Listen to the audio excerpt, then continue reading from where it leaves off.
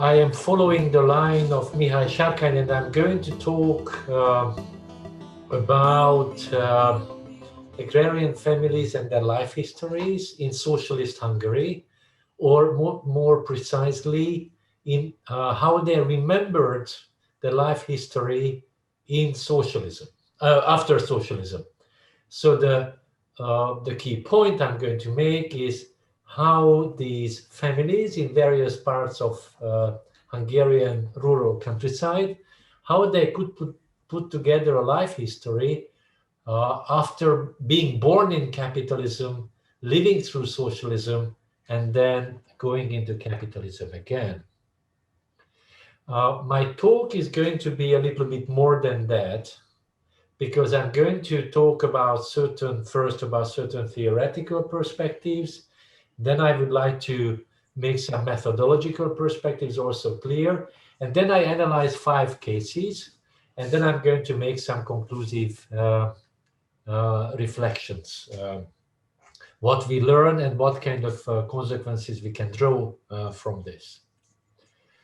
So the first thing, historically existing socialist mixed economies, what analytical perspectives should be taken in my view? The first thing is that in my understanding and in this paper, socialism is understood as a historically evolving, interlinked system of social forms and social ownerships, regulating and organizing global local reproduction. I claim that it was moving toward a more balanced system of non-capitalism concerning market, state, household, although very importantly, and this was talked about yesterday as well, under the rather dramatic pressure of global capitalist markets and the problems of uneven historical development, but very importantly, as opposed to some dependency school theories, I think it still allowed a flourishing of various forms of ownership, including cooperatives and family economies, which cannot be put only into the framework of this global reproduction process. Now, the next question, very briefly, I would like to reflect on is how we can define mixed economy and how we can define embeddedness, which is coming from the vocabulary of Karl Polanyi. So how we should understand this.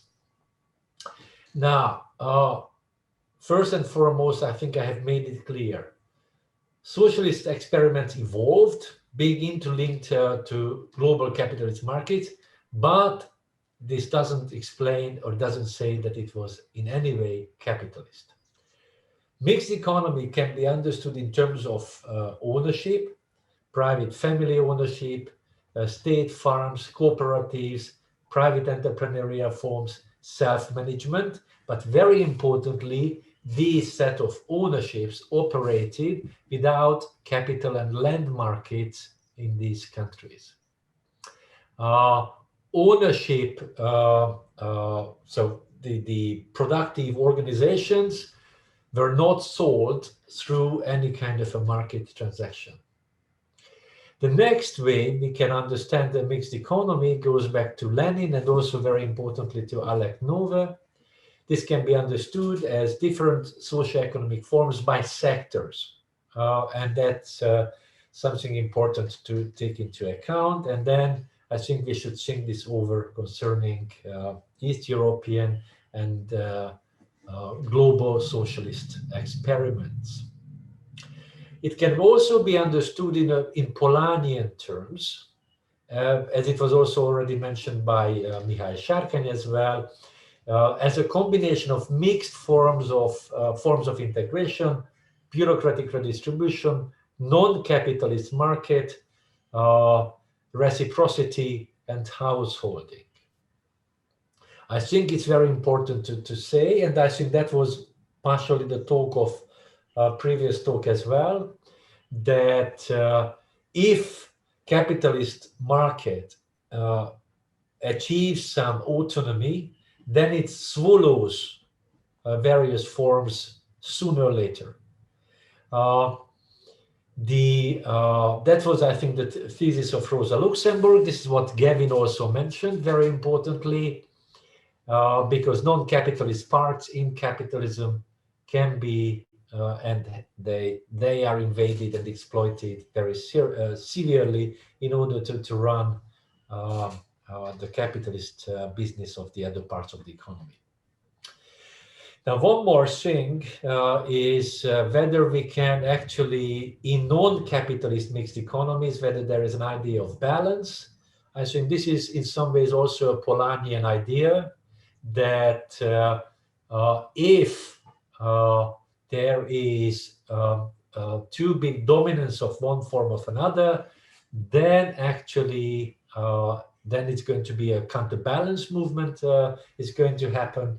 So double movement can be utilized in this way, namely as a historical category. Very importantly, as a historical category, not as something just structural. Now, how can we understand embeddedness and life histories? That's very important in the critique of capitalism, but I think following the idea of Chris Hahn, this can also be used for socialism. A couple of years ago, Chris Hahn gave a very good talk when he started arguing that Polanyian embeddedness and disembeddedness, by the way, Polanyi never really articulated these things, should be understood as a historical category in a sense that it sheds light on the building or the disruption of, so when there is a dramatic disruption of everyday customary social systems and practices in a society, then we talk about this embeddedness. It is a kind of a rupture, but embeddedness is when these customary social systems and practices can be stabilized. Now, for me, in terms of looking at the life histories of these rural families I'm going to talk about, is of course the most important thing is how the families were maneuvering in these customary social systems and practices, how they were maneuvering in these mixed economies. Also, I would like to not only just look at how they maneuver, but what tensions and problems they had to face or they remembered, very importantly, when they were looking back on their life history. It's also very important from the point of view of proper methodological understanding is that these people were looking back to their life histories already in the period of a neoliberal market utopia. And I think this makes the whole exercise even more interesting, because this is the kind of a thing which actually occurred in the discussion of, I could see the discussion of Kevin Ray's talk, is that what did socialism do historically into history? So how it is living through, or how it is not living through, and what it has been doing. Also, very importantly, we always talk about a lot about elites, and sometimes we have to listen to these people as well, how they make their own very important intellectual exercises in putting together the life histories. Two more additional analytical perspectives, which I find important and I will utilize. And sorry for doing this much exercise, but in order to proceed with the analysis, I need both people. One is, when I was a student, an ultimate favorite of mine is Tamara Kahareven, who was a brilliant social historian. And she always used this idea of individual time, family time, and social time to see the dynamics. Basically, she was looking at working class families and how working class families were developing from an individual point of view, from a family point of view, and from an industrial point of view. Of course, with this, I'm saying this is an analytical perspective. Of course, I'm not saying that there is not a unity of historical time. I think anybody who takes any Marxist perspective seriously should maintain that in one way or another, but analytically we can work on that. The other very important person for me is Ernst Bloch. And Ernst Bloch, working on the problem of fascism, made some very important points, and I will try to show it in my talk as well, that fascism can be understood as a problem of multiplicity of historical times, understood objectively and subjectively, and the coexistence of non-synchronous times at the same time. Okay. Very importantly, he argued that one of the key things is when there is a mismatch in such development, it leads to anger and frustration, which was a key thing in the development of fascism. So these are the perspectives I am trying to use. The next thing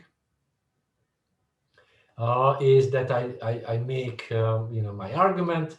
So non-capitalism allows a greater balance and greater variety of social forms in economic reproduction. State socialism, as opposed to many critiques, I think was evolving into this direction. The more I learn about the global history of socialism, including Ethiopia as well, is that sooner or later they started operating with some kind of an idea of mixed economy. And I think this is something important, but very importantly, this was not understood as a real achievement. And that, I think, is a key point I'm trying to make. The consciousness of this achievement was lost, never developed, or it was suppressed in these times. And now let's move to the life history interviews. And then I made various interviews in the late 1990s at in various very well researched agrarian territories like the southern Transdanubia, Atain, which was, everybody knows the Fail-Hofer book of Proper Peasants, and so on and so on. So I was looking at Kiskunhalas and various other parts, so about which we knew a lot, right? So I was doing these interviews. And then I asked these people, can you please tell me the history of your family's life? Also, I use here some of the interviews conducted by Dora Gabriel in her research as related to immigrant care workers in Baranya, because there is one case which is extremely interesting for us as well. Now, let's go to the cases, very importantly. So first, of course, all names are pseudonyms. These people are completely hidden. Now, this is a very important type, and this is a type which leads to the life history perspective in the late 1990s, asking for an authoritarian term. Now, this is a long history of this person who had a dramatic fight before socialism came into existence. This person was coming from a shepherd family, extremely marginalized group, which already achieved to get some land before socialism. And further, they could get some more in 1945.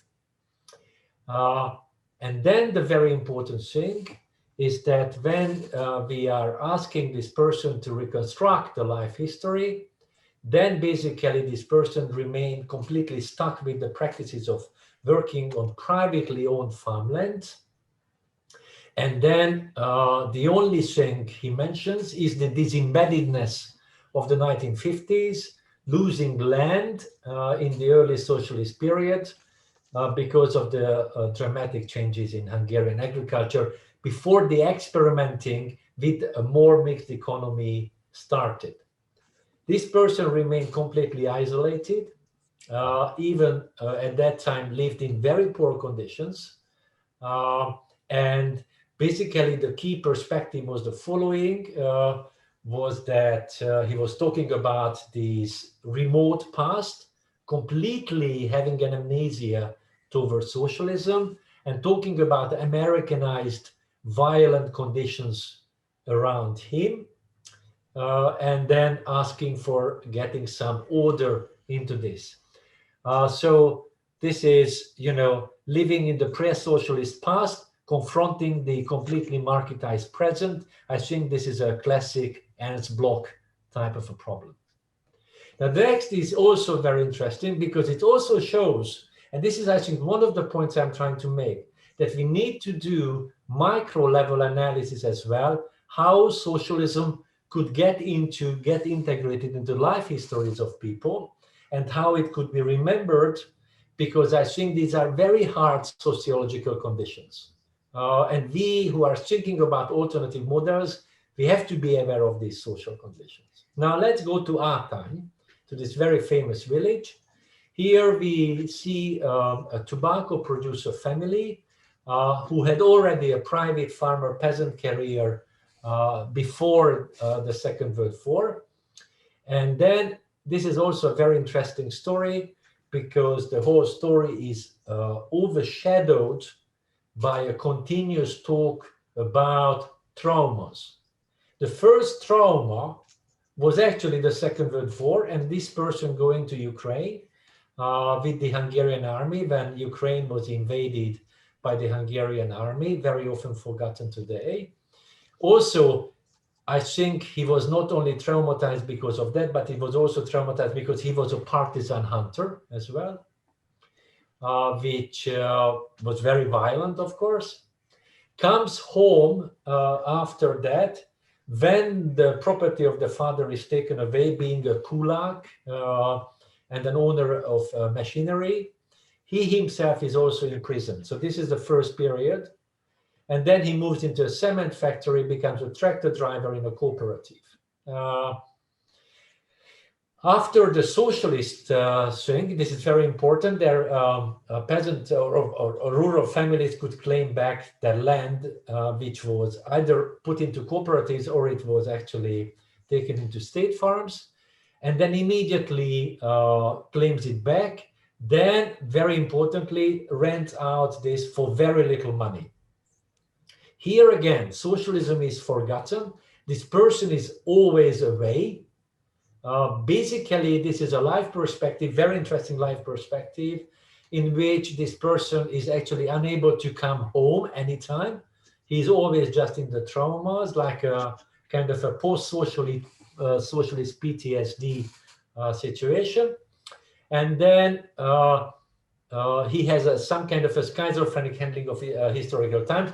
But very importantly, at certain points, there is one moment when he goes back and then says that as a tractor driver in the cooperative, he had a dramatic prestige and he was extremely socially acknowledged. This is something very important, that at certain point he moves out of this, but otherwise he was just always away. So once again, socialism could not really make its way into this person's life from the perspective of the 1990s. So it has actually cut out. And very importantly, I will come back to this. This kind of a trauma talk is going to be one way of forgetting socialism on a more global level as well. The next person. Attila, you have 2 minutes. Thank you.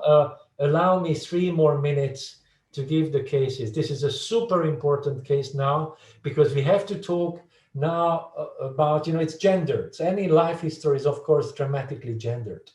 And let's have a look at the female narrative in this respect, because the previous one was male narrative.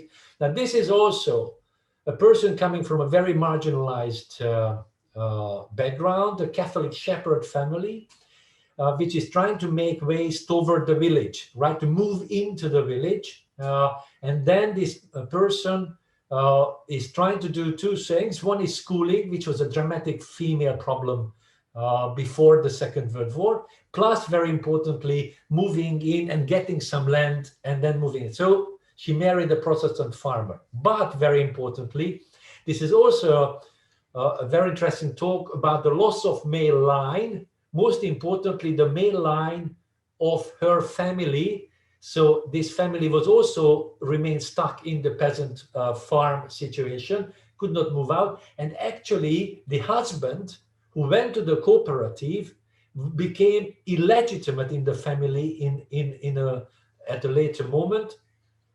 And then this is completely forgotten in these life history narratives.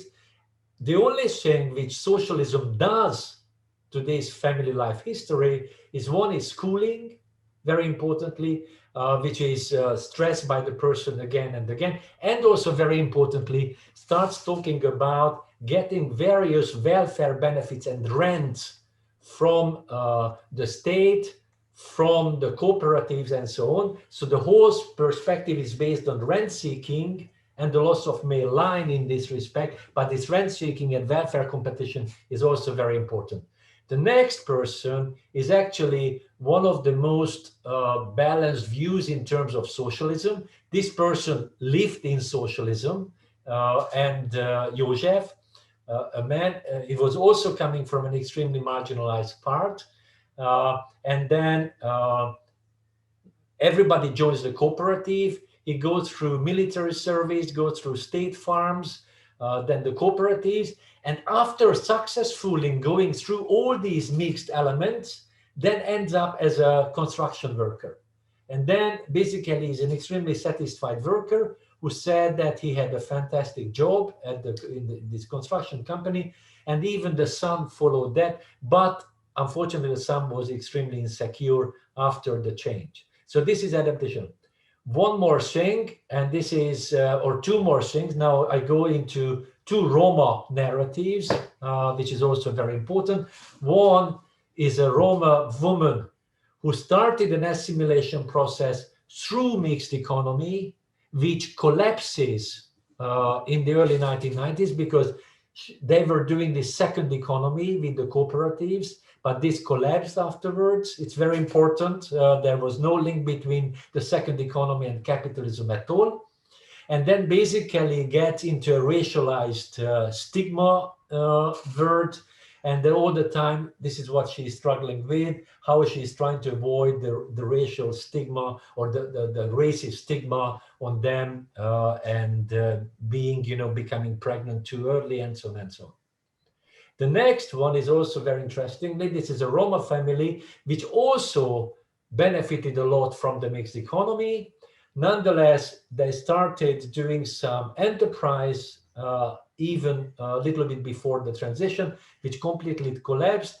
And then basically the family got completely indebted, which in the end was solved later by out-migration, giving this. Now, what are the conclusions? These are very important, and I stop.